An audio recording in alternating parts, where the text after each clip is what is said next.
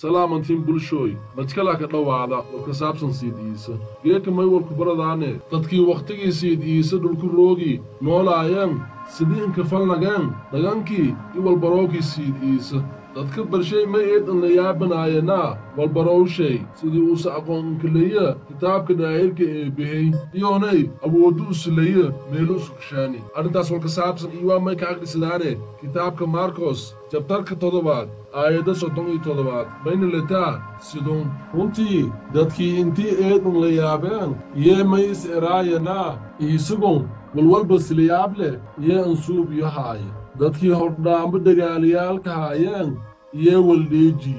oo haani indahow jarnana iyo ku dahowsii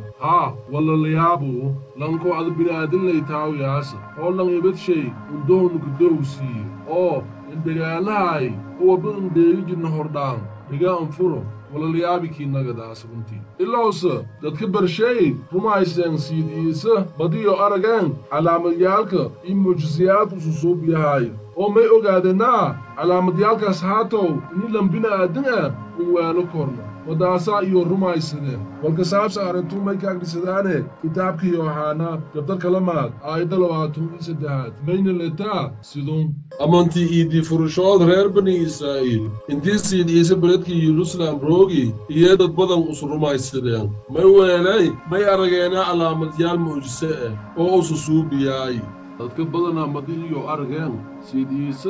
wala usweelaha iyo muujisayaalku suubiyay iyo rumaysadeen oo may gorodeena inii muujisayaalku haato lambina aadan ee shaleediis weelo kon iloos ee bihaylay weelo kor hataba dad badan oo culumaad reer bani Israa'iil haayeen iyo wabka horkooyan arintun iloos aanu badan oo mashhuur haayeen iyo rumaysadeen oo waan aamineen Sayid Ciise arintaas oo ka saabsan iyo may ka aqrisadaane kitaabka Yohana chapterka 7 aayada 4 bayna leetaa sidoo dad badan iyo Sayid Ciise rumaysadeen oo kumid ayiin hogaamiyaalkii reer bani Israa'iil bahaato ilayso hogaamiyaalkaas may ku obsadaayna inii kooxdiimeedda Farisiinta iyo min kulumdiimeedyaalka reer bani Israa'iil dhow ku takooran saas dartiya iyo rumaysasho si bayaan